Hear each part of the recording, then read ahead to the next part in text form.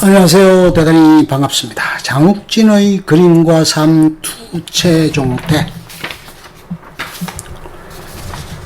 장욱진 선생은 수리적 계산을 하지 않는다. 상념이 있고 거기에 회화를 접근시키려 한다. 상념은 변화하고 있다. 그의 그림은 거기에 따라가지를 못한다. 그림이 그의 상념을 따라잡는가 했을 때 벌써 그것은 다른 데로 움직여가고 있었다. 또 거기에 접근했는가 했을 때 그의 상념은 다른 데로 도망치고 있었다. 그리하여 장욱진 선생은 계속적으로 반복하고 있는 듯이 보인다. 사실 반복이라고 볼 수 있다. 그 길을 또 밟아서 한 발자국 다른 세계로 이주하는 것이다. 그는 계속 반복하면서 조금씩 보다 깊은 세계를 향하여 들어가고 있다. 그렇기 때문에 장욱진 선생의 그림을 양식의 변화를 통해서 규명하려고 하면 무리가 생길지도 모른다. 10년쯤 지나고 보면 진행이 보인다. 매일같이 실로 눈에 안 띌 만큼 움직이고 있다. 그러면서 그는 그 일로 땀을 흘린다. 그는 직관을 우선한다. 수리적인 계산이라든지 논쟁이라든지 하는 문제를 뒷전으로 접어둔다. 직관으로서의 도전이다. 그는 처음부터 뛰어가서 끝지점에 이르러 그 벽을 1mm 깨고 들어가는 것이다. 온 힘을 가다듬고 총체적으로 몰고 가서 벽에 부딪히고 그 벽을 허물어내는 것이다. 마치 망치로 암벽을 깨어 들어가는 형국과 같다 할까. 그것을 계속 반복한다. 그리하여 10년쯤 간격을 두고 보면 그가 얼마나 진행하고 있었나 하는 것이 가시적으로 나타날 것이다. 장욱진 선생의 그림을 초기부터 시작해서 한 줄로 늘어놓고 보면 그의 아픈 나날이 역력히 보일 것이다. 그는 그렇게 하여 한결같은 일생을 살았다. 이 이야기를 하다 보니 장욱진 선생이 존경하던 노수현 선생의 일이 생각난다. 읽지 말기 때의 일인데 술 먹기 대회가 있었다 한다. 노 선생이 2등을 했는데 그날 저녁의 일이었다. 밤이 늦었는데 어떤 조그마한 사람이 남대문을 향하여 뛰어갔다가 우뚝 서고 물러났다가 또 남대문을 향해서 달려갔다가 문 앞에 이르러 우뚝 서기를 계속하더라는 것이었다. 하도 이상해서 파출소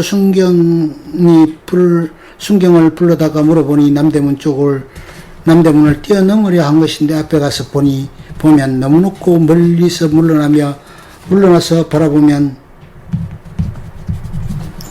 문제없을 것 같아서 그러고 있노라는 이야기였다.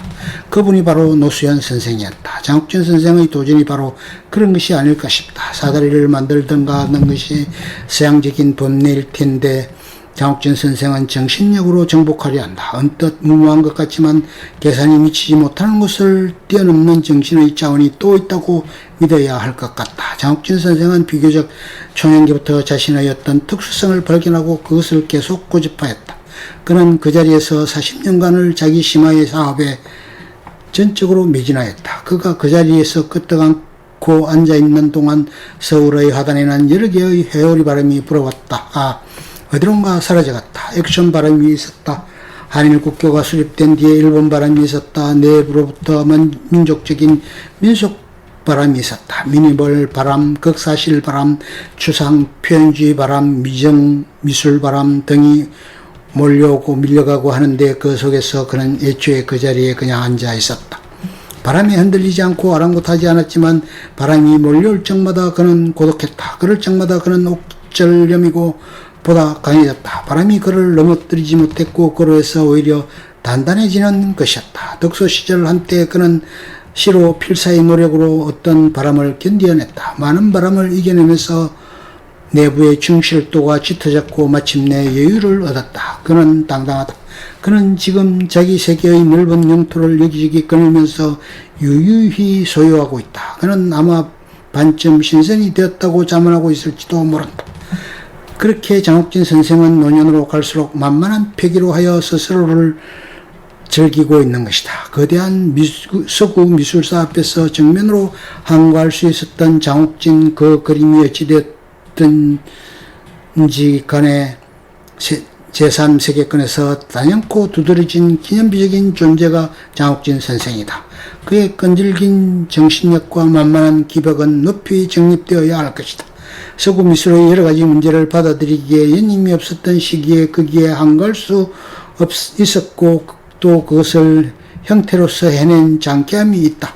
함용 구성하는 것이라든지 물감 바르는 방법이라든지 형태를 파악하는 섬유의 문제에 이르기까지 장욱진 선생의 경우 전혀 엉뚱하게 처리되고 있다. 서구권의 방법하고는 전혀 다르다는 것을 알아볼 수 있을 것이다. 그것은 오히려 동양화 방법에 더 가까이 연결되어 있다. 명암도 없고 면도 없고 투시법도 없고 화면 분할도 없고 그리하여 마치 어린이가 사물을 파악하는 것과 유사하게 보인다. 비례의 감각과 공간 감각 등 굳이 미술사에 접목시켜보고자 한다면 원시 미술이나 한국의 민화 쪽에 그 뿌리를 두고 있지 않을까 싶다. 그런 모든 것을 장욱진 선생은 참으로 오묘하게 특이한 방법으로 성공하였다. 그러노라고 장욱진 선생은 많은 까다로운 생각을 했고 그것을 추진하느라 오늘도 땀을 흘리고 있다. 장욱진 선생의 그림은 아이들도 보고 즐겁다고 한다. 생각할 시간을 갖기에 앞서 우선 즐겁게 전달되는 것이다. 공감대가 형성되는 것이다. 나도 저렇게 생각했다든가 내가 그린 것과 같다는 이상한 쾌감을 느끼는 것이다. 그 그림을 그리는 장욱진 선생은 까다롭고 까다로운 생각으로 진땀을 빼는데 보는 사람은 너무도 쉽게 독해해버리고 만다. 누구든지 장욱진 선생의 그림을 보는 순간 저 그림은 나도 잘 안다고 생각한다. 선생의 그림이 갖고 있는 또 하나의 진기한 면인 것이다. 현대의 그림이 가지고 있는 일반적인 함정, 즉 난해한 문제에서 그는 제외되고 있다. 그것 또한 매우 중요한 무엇인가를 시사해주고 있다. 그림은 그렇게 까다롭고 많은 것을 겪어야 하는 것이지만 그림 자체는 쉬워야 할 것 같다. 진리는 간단하다. 그것을 터득하기까지는 한없이 어렵다. 하나 알고 보면 간단한 것이라고 한다.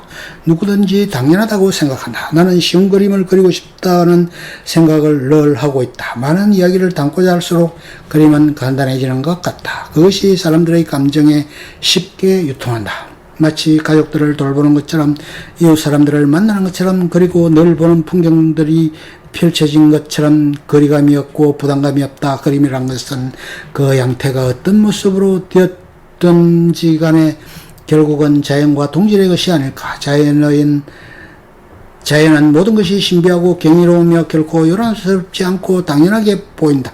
그림은 인위적인 것이면서도 그것이 자연의 핵에 연결되면 새로운 자연으로서의 힘을 얻는다. 그것은 요란스러울 수가 없다. 장욱진 선생의 경우 그의 예술은 종교와 매우 인접해 있다. 해화를 종교로 여기며 생활하고 있는 듯 보인다. 갈수록 자유롭고 깊어지며 평화로워진다. 근원을 향해서 계속 진행하고 있는 듯 싶어진다. 그래서 그는 정지에 있을 수는 없을 것이다. 그에게 있어서 진정 고단하면서도 가산되는 즐거움으로 해서 하루를 유지한다. 그는 종국의 어떤 것을 믿을 필요가 없을지도 모른다. 하루의 진행으로 족하다고 생각할 것이다. 요즘의 예술은 종교로부터 분리되어 있다. 장욱진 선생은 분리되기 이전의 세계를 살고 있다. 어쩌면 그것은 분리된 다음의 세계인지도 모른다. 나는 그렇게 믿고 있다.